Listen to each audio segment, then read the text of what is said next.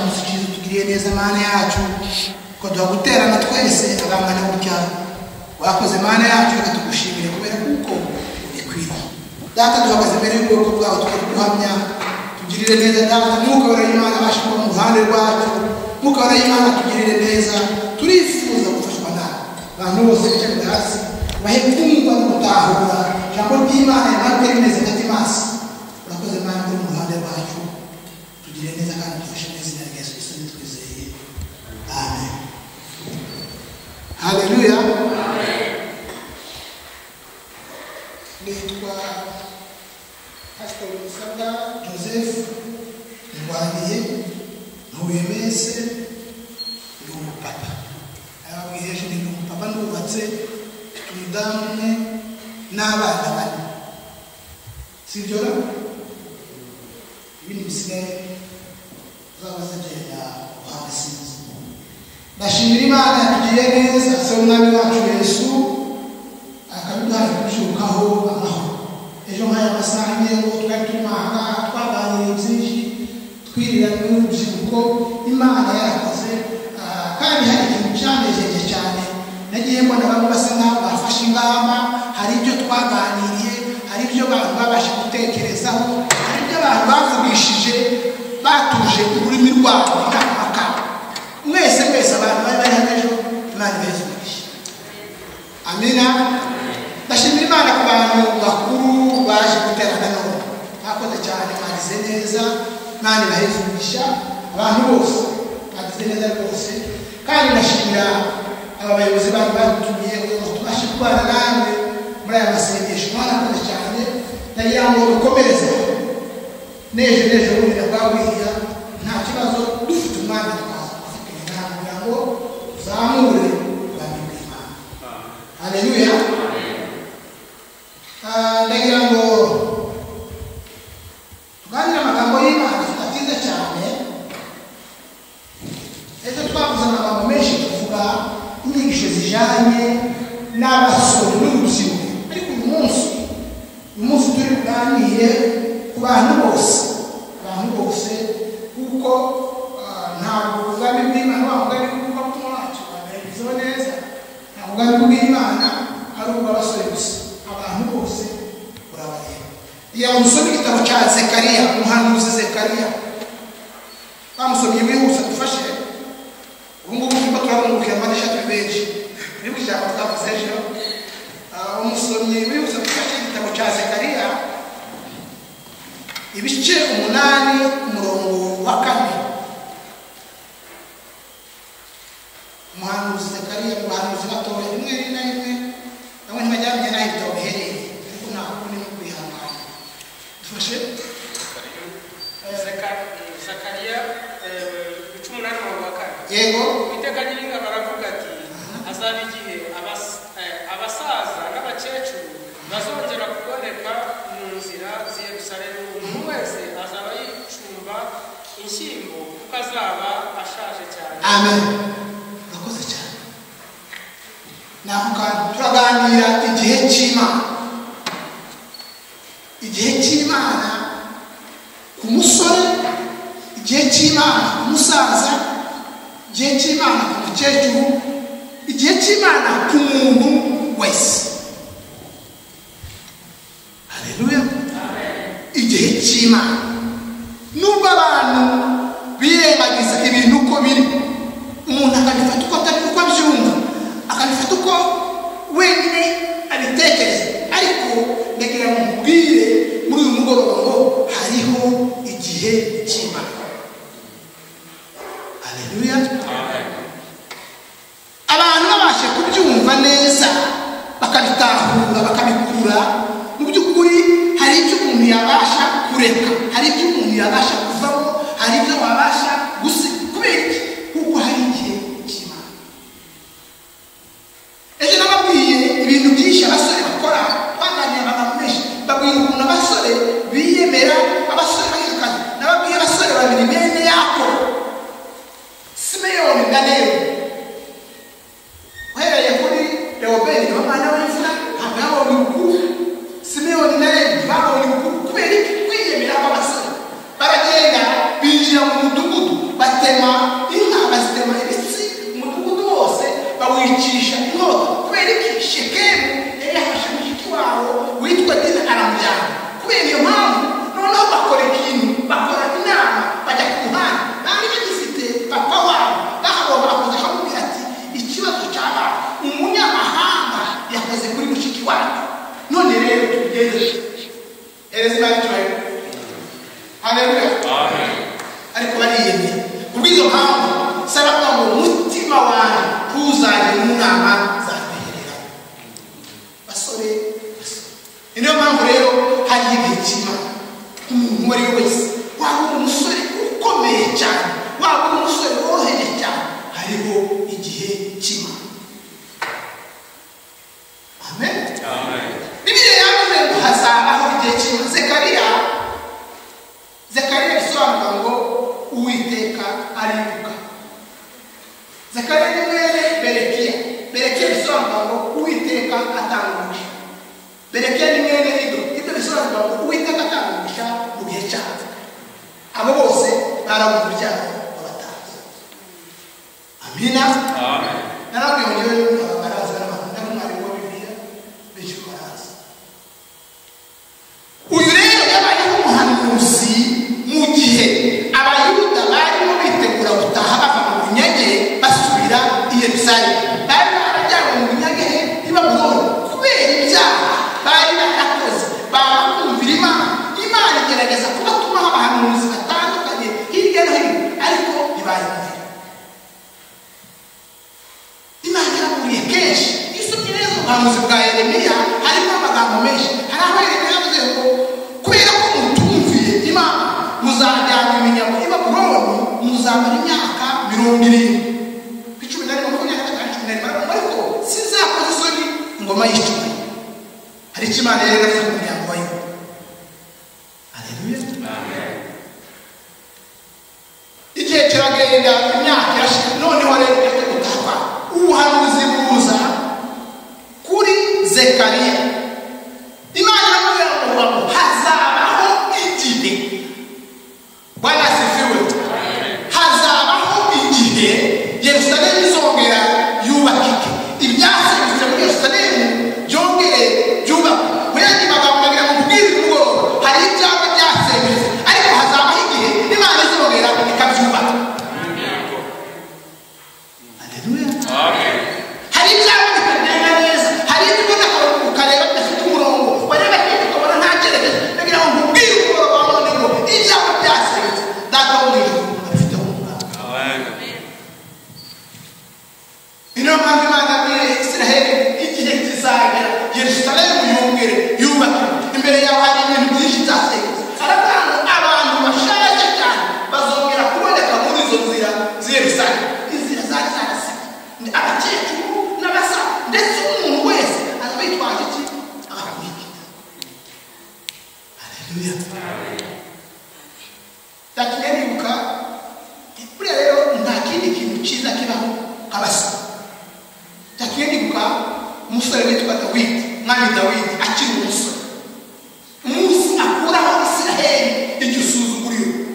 Umufilisitiya, Isiraheli yari hamwe n'Abafilisitiya. Bwacya buri bwoko umufilisitiya akazinduka tuka Isiraheli muri bantu ni mwihite. Hereze nari tubayo. Haleluya. Mwihite n'umugabo aze turwane. Niba tubanesheje muzabiki abaretwa baho. Namwe mutuneshe. Musu umugabo witwa Yesayi akikuze. Wagiye ukajya gusumba kurwanga kuba Dawidi bari ukamenya amakuru ko bimeze, bakora ko bameze n'umwana Sawuli. Kuvuga n'umugabo yiga kwa Abuneri. Kuvuga. Haleluya. Dawidi umusore w'imigenda imyaka 16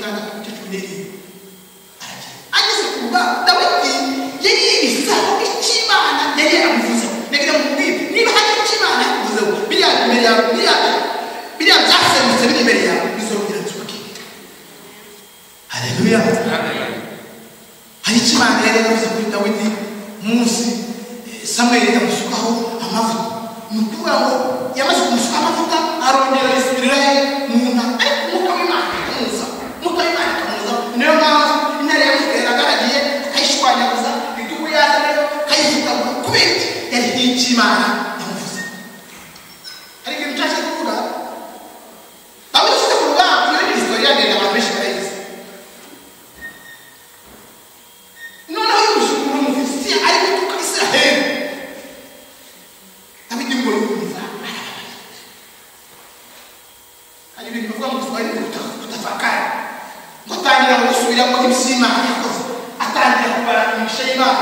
Hari muri ibyo bavuze ngo wibare ntusige n'umwe. Dawidi atangira kubara imigisha y'Imana, ari gusubira mu Filisitiya gutuka Israheli. Ese abarizwa mu buhe bwo niwe muhe muryango akatafakari makuru ya Mungu ibiri mubwire ngo icyo bari iby'Imana yagukoreye. Haleluya. Inkuru ziragenda zigaragara kuri Sawuli aramwana, ariko se urarwana rwose ndarwana nawe. Imana yaminze idubu ikabirana ifite no kundinda uriya Mufilisitiya. Haleluya. Bagerageje kumwambika imyambaro y'urugamba. Isirayeli ntarwangu ibisi na bibiri hari n'abantu ibisi na bibiri ibi ariko mu nyigisho za mbere bwa ngo ubu byari bishatse kugereranya kuko ubwami Sawuli abwambuye abusingirije Dawidi. Haleluya. Ikintu cyatangaje Dawidi aragerera ku rugamba, Umufilisitiya amubonye ngo aramusuzugura. Haleluya. Aramusuzugura, yari umusore mutoya aramusuzugura ngo atangira kumukwena kumutuka mu izina ry'ibigirwamana by'Abafilisitiya. Dago Imana yavuze. Kurangera ni ngo bageze mu ndimba ihuti kubageze. Dawidi arambwira ati wangere icumu n'ucumu, ariko njyewe ndagutera mu izina ry'Uwiteka Imana ya Israheli. Uyu munsi data wo mu ijuru arakungabiza kwica. Zaburi n'Imana byageze kandi bahita. Haleluya. Umusore akura Israheli igisuzuguro. Icyo Israheli yari imaze gusuzugurwa neza n'Abafilisitiya, ariko kubera ko yari imbaraga z'Imana, hari icyo Imana yamuvuze ayikura igisuzuguro. Igihe cy'Imana kiri uko uri kose, umwanya urimo wose, hari igihe cy'Imana. Haleluya. Wabyemera wabikunda, hariho igihe cy'Imana. Igihe cy'Imana kizagera itorero rya Kristo rive muri isi rizamuke rigende rije mu ijuru. Ntabwo aya magambo tujya tubwirana ariko gukora ibyo dukora ntabwo se gukora ibindi, ni ukubabwiza ukuri kw'ijambo ry'Imana. Ni nayo mpamvu tuvuga ngo abakristo bazajya mu ijuru. Igihe cy'Imana kizagera itorero rive mu isi. Haleluya. Tuzajya kubana n'umwami wacu hariya mu kirere. Hariho imyaka tuzamara mu kirere byari birebire cyane n'amagambo ya esikatoloji y'ibihe nari bayabwire cyane kubera umwanya wacu tuzitonde. Gusa menya neza ko hari igihe cy'Imana. Byatumye nibuka Ana yari afite mukeba we witwa Penina. Penina yamubwiraga amagambo atari meza ashaje, ariko kubera kuko Ana yari akijijwe, yari azi Imana, niyo mpamvu yabasha kwihanganira ayo magambo ye. Mu nyigisho za Bibiliya zivuga neza ko Ana yamaze igihe kirekire asa n'umwana wo guhangana na mukeba we. Imana ntabwo Imana yakorera ku marangamutima yawe. Imana ishaka ngo ukore ko ishaka. Imana yabwiye Israheli ngo nduwe namwe mugomba kuba abera. Haleluya. Igihe kigeze ageze ku itama arebye ibintu bene yegera afite abahungu b'ibigoryi ibintu bakoraga byahagarara mu itambo. Uwo munsi wahindutse y'amatima wa mwana nazamutura akubera umutambyi. Uwo munsi Ana yaratashe arasa. Agira ngo ubwire igihe cy'Imana kirahagwa. Amen. Haleluya. Nta mpamvu yo kwiganyira no gutekereza byinshi no kuvuga ibyo utabasha gusobanukirwa, ariko menya neza ko hari igihe cy'Imana. Harimo byinshi bisa nkaho bidasobanuka imbere yawe. Hari inzira ureba ukabona zidasobanuka, hari inzira ureba ukabona zirakiza, ariko hari igihe cy'Imana. Amen. Haleluya. Amen. Igihe cy'Imana cyasanze Mefibosheti ino deba. Mefibosheti yari mwene Yonatani yari inshuti ya Dawidi, ariko igihe cyarageze Yonatani arapfa. Dawidi amaze kuja ku ngoma arabaza nta muntu n'umwe wo kwa Sawuli ukiriho mumugirire neza, kuko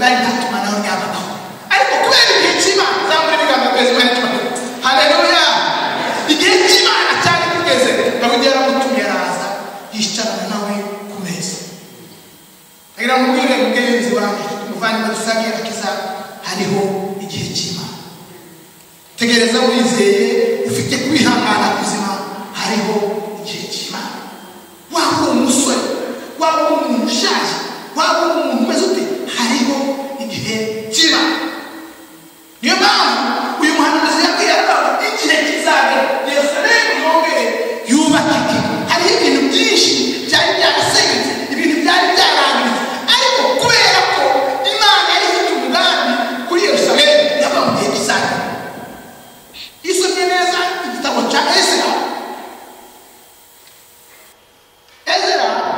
umwami Puro agiye ku ngoma yaravuze ngo umuyuda wese cyangwa cyangwa igice cya mbere murongo wa mbere kwa musoma amagambo umuyuda wese uraha nazamuke agiye Yerusalemu aje kubakira Imana ye kandi nategetse ngiye ku abantu bose babafasha ufite uburyo bwose abafasha bigende bajya kwakira Imana yabo cyo gihe abayuda batashe hari batashe mu matsinda itsinda rya mbere itsinda rya kabiri itsinda rya gatatu kubera ko igihe cy'Imana cyari kigeze bene data hari igihe cy'Imana tegereza wizeye ufite kwizera cyane utishimira urubanza udatekereza hirya no hino hari igihe cy'Imana hari ibintu bisa n'ibyasengutse hari ibintu bisa n'ibitubaka hari ibyo ureba ukabona nta gisubizo hari igihe nawe ubwawe uri umusore wisuzuma uko banga mbese ibi nzabiheka hehe bizaga hehe ariko hari igihe cy'Imana